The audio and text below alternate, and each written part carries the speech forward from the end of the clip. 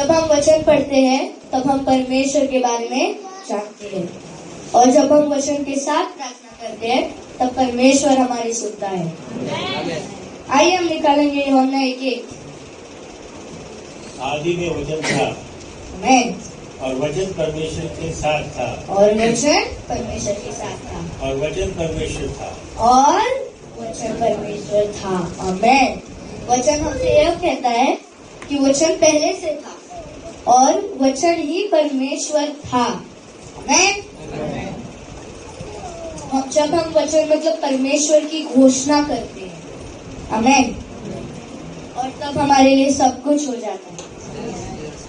क्योंकि जब दुनिया में महामारी आएगी, अकाल आएंगे, जो पूरी बीमारियां आएंगी, तब ना आपके कोई फ्रेंड्स, तब ना आपके कोई फैमिली, ना आपको कोई रिश्तेदार, ना आपके कोई खास बड़े पोस्ट वाले या मंत्री, संतरी या प्रधानमंत्री कोई आपको बचाने नहीं आएगा। आपके दिल में जो वचन है वही आपको बचाएगा, और बचाते आया है और बचाते आएगा। बचाया आपको मेरे को कोरोना में। आमीन। तो हम परमेश्वर के बारे में कैसे जानेंगे? हम परमेश्वर के नजदीक कैसे जाएंगे? वचन से। आमीन। हमें डाउट नहीं करना है कि होगा नहीं होगा, को वचन को लेकर डिक्लेयर करना है, the Lord is with me. आमीन।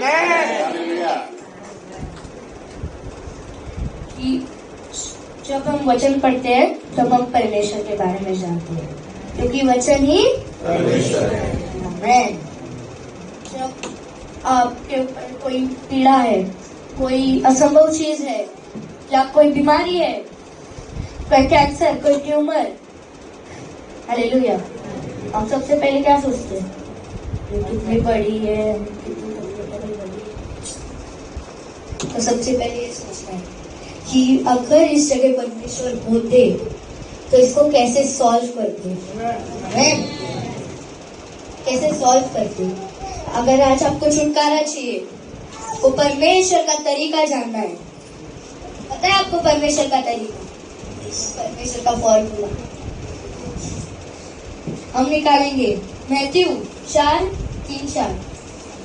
और परखने वाले ने आकर उससे कहा, यीशु से कहा, यदि तू परमेश्वर का पुत्र है, यदि तू परमेश्वर का पुत्र है तो आज्ञा दे कि ये पत्थर रोटियां बन जाए। तो ये पत्थर रोटियां बन जाए। पर यीशु ने उत्तर दिया, ये लिखा है,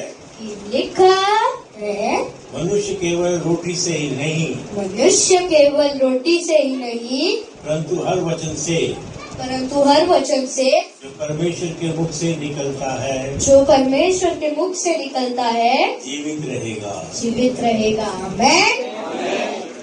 परमेश्वर का तरीका इस वर्ष में लिखा है। साम 1:1-5 में लिखा है, यहोवा तेरा रक्षक है। आमीन।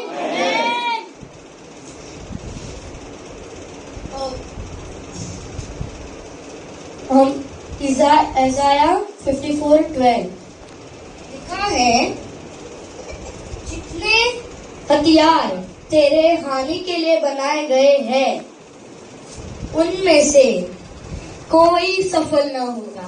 आमीन। आगे हम निकालेंगे नीति वचन 18:21। जीव के वश में मृत्यु और जीवन दोनों होते हैं,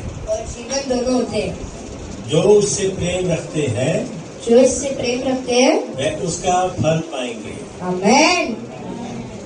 वो उसका फल पाएगी। जो इस वचन को जानता है वो किसी के बारे में गलत नहीं बोलेगा। जो इस वचन को जानता है वो कभी गलत नहीं बोलेगा किसी को। आमीन। क्योंकि वचन ही आमीन। जीव के वश में मृत्यु की भी चाबी है और जीवन की भी चाबी है। तो हमको किसी को भी गलत नहीं बोलना है, क्योंकि हमारी जुबान से परमेश्वर की स्तुति और वचन पढ़ने के लिए बनाई गई है, प्रचार करने के लिए बनाई गई है। हमको इस वजह से किसी की निंदा नहीं करनी है, या किसी की चुगली नहीं करनी है, या किसी की कुछ गलत नहीं बोलना है, क्योंकि वचन ही परमेश्वर है।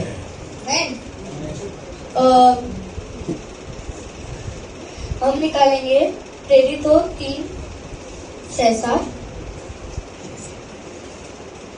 प्रेरितों 3 उसका 6 और 7।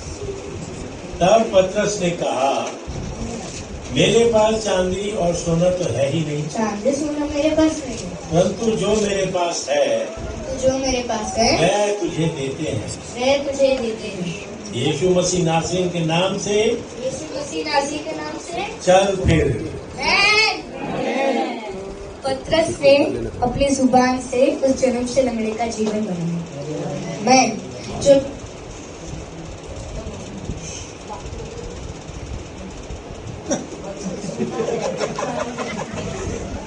हालेलुया।